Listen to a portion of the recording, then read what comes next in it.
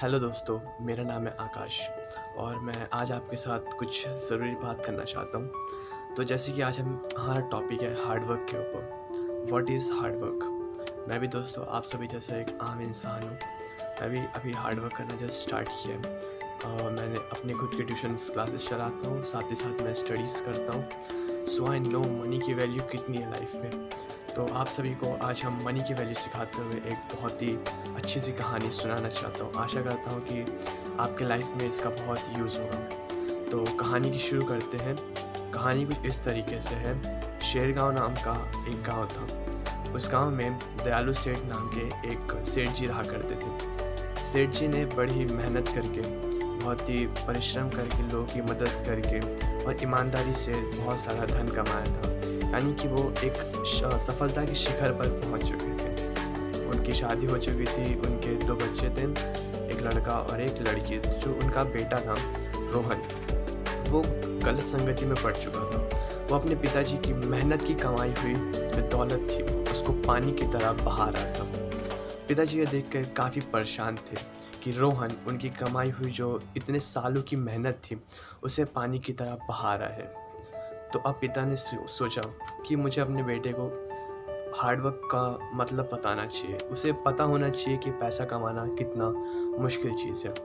तो पिताजी ने रोहन से कहा, रोहन, आज तुम्हें खुद की मेहनत से कमा कर पैसा लाना होगा, तभी तुम्हें आज खाना मिलेगा, वरना आज तुम्हें खाना नहीं मिलेगा। पिताजी की बात सुन के रोहन घबरा जाता है।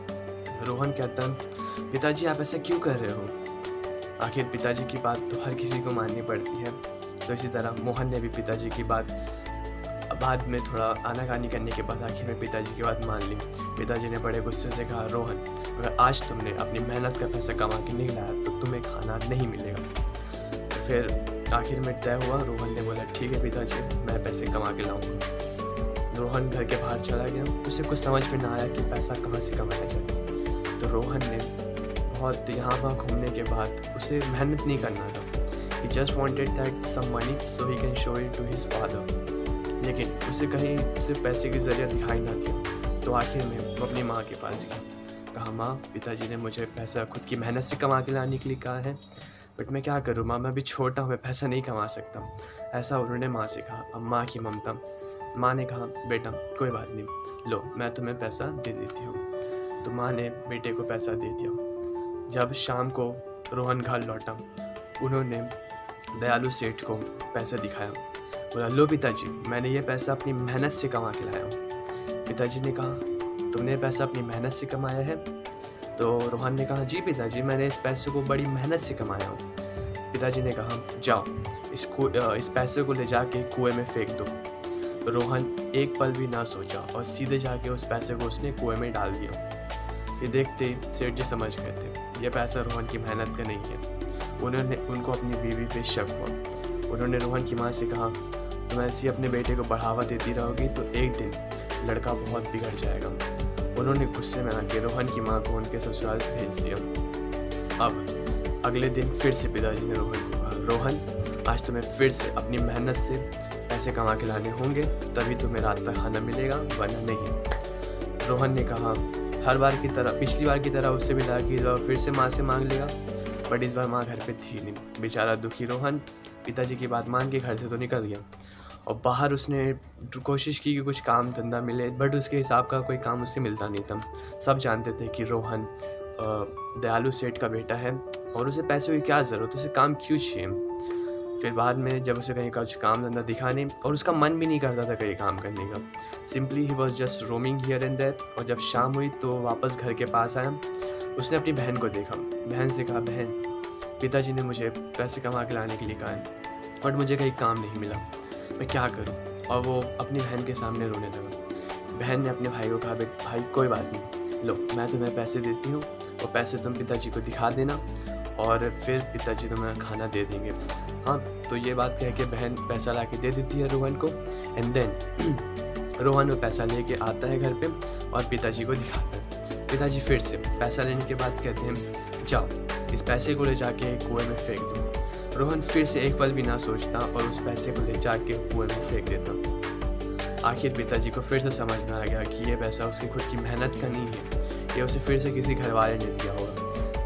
रोहन की माँ को तो उन्होंने ससुराल भेज दिया था, अब बची थी उनकी बहन को समझाया कि बेटा देखो, तुम्हारा भाई है, मेरे जाने के बाद इस पूरी दौलत को तुम्हें और तुम्हारे भाई को मिलके ही संभाल लें, बट ये लड़का गलत रास्ते पे जा रहा है, इसे मेहनत करना नहीं आता है, वो सिर्फ हमारी मेहनत की कमाई हुई पैसे को पानी की तरह बहा रहा है। तो इस बार बहन ने भी सोचा कि हाँ सही बात है, पिताजी बिना वजह मेरे भाई को परेशान नहीं कर रहे, और पिताजी की जो बात है बिल्कुल सही है, रोहन को अपनी मेहनत से पैसा कमाना आना चाहिए और उसे पैसों का अर्थ सिखाना बहुत ज़रूरी है कि पैसे कितनी मेहनत से कमाए जाते हैं। तब फिर फाइनली तीसरे दिन फिर से पिताजी ने रोहन को कहा, जाओ रोहन, अपनी मेहनत का पैसा कमाओ और तभी तुम्हें खाना मिलेगा, और नहीं तो इस बार तुम्हें बिल्कुल खाना नहीं मिलेगा। अगर तुमने फिर से किसी से पैसा मांग के लाया तो ये तुम्हारे लिए बिल्कुल अच्छा नहीं होगा।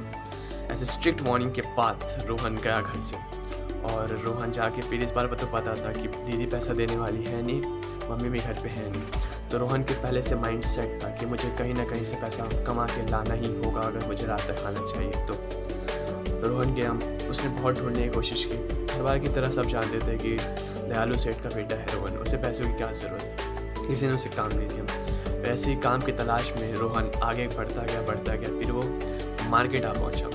बाज़ार में उसे एक अनाज के गोदाम में आखिरकार एक छोटा सा काम मिल गया। पूरे दिन बेचारे ने पूरे दिन कमर तोड़ मेहनत की, बेचारे ने अनाज के भरे बोरों को अपने कंधों पे उठा के एक जगह से दूसरी जगह ले जाया गया। उसने बहुत मेहनत की और आखिरकार पूरे दिन मेहनत करने के बाद ही गॉट द मनी, और उस वक्त जो उसको पैसा मिला, उस पैसों की कीमत, और उसने कभी सोचा नहीं था कि इतनी मेहनत से पैसे कमाए जाते हैं। वो जो पैसा उसे मिला, he was very happy by getting that money, because वो जो पैसा था उसकी खुद की मेहनत का था। शाम हो चुकी थी, रोहन खुशी खुशी दौड़ता हुआ घर की तरफ आया और उसने वो जो पैसा था पिताजी को दे दिया। बोला, लो पिताजी, ये पैसा मैंने कमा के लाया हूँ, फाइनली बहुत मेहनत से कमाया हूँ। पिताजी ने फिर से कहा, जाओ बेटा, इस पैसे को कुएं में डाल दो। इस बार रोहन को गुस्सा आ गया, बोला, पिताजी मैं ये पैसा बहुत मेहनत से कमा के लाया पिताजी, मैं इस पैसे को ऐसे पानी में नहीं बहा सकता, और ये मेरी मेहनत का पैसा पिताजी, प्लीज़ आप मुझे इस बार ऐसा मत कहिए। ये सुन के ही दयालु सेठ को पता चल गया कि ये जो पैसा है रोहन ने सच में अपनी मेहनत से कमा के लाया, और फिर उन्होंने अपने बेटे को गले लगाया और कहा, बेटा पैसे हमारी लाइफ में बहुत ज़रूरी होते हैं। एक अच्छी ज़िंदगी को जीने के लिए पैसा, गुड हेल्थ एंड फैमिली, तीनों चीज़ की ज़रूरत होती है। लेकिन अगर फैमिली में किसी की तबीयत ख़राब है या हमें घर में खाने के लिए कुछ चाहिए, बेटा पैसा बहुत ज़रूरी होता है, तो इसे पानी की तरह नहीं बहाना चाहिए, हमें इस पैसे की वैल्यू करना चाहिए। सिमिलरली इस कहानी से हमें ये सीख मिलती है, और रोहन ने भी यही सीखा कि पैसा कितना इम्पोर्टेंट होता है और इसे कमाने में कितनी मेहनत लगती है। मैं आकाश सिंगारक, और मैं एक कॉमर्स का स्टूडेंट हूँ। साथ ही साथ मेरी पढ़ाई के साथ साथ मैं ट्यूशन्स लेता हूँ बच्चों के, so that I can earn some money. तो मुझे भी पता है कि पैसा कमाना बिल्कुल आसान नहीं है। छुट्टियों में मैंने भी काम किया और देखा कि हमारे पेरेंट्स कितनी मेहनत से पैसा कमाते हैं। सो प्लीज़ आप सभी से हाथ जोड़ के रिक्वेस्ट है कि आपके जो पेरेंट्स आपके लिए मेहनत कर रहे हैं, आप उनके पैसों को बर्बाद ना करिए, और कुछ ना कुछ कोशिश कीजिए कि आप अपने पेरेंट्स को किसी तरीके की खुशी दे सके।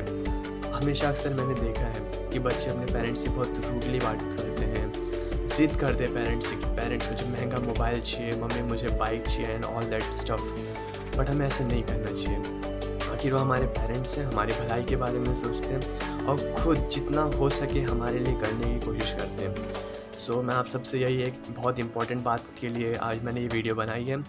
उम्मीद करता हूँ कि आपको कुछ सीख मिली होगी, और प्लीज़ अपने मम्मी पापा का ख्याल रखिए, और मैं भी यही कोशिश करूँगा, और हम सब मिलके देश में एक पॉजिटिविटी लेके आएँ, और ये पॉजिटिविटी की जो एक ऑरा होगा वो हर जगह पॉजिटिविटी को फैलाएगा, हमारे देश को आगे बढ़ने में हेल्प करेगा। वी एज अ यूथ हमें एक स्टैंड लेना है अपने देश के लिए, अपनी कंट्री के लिए।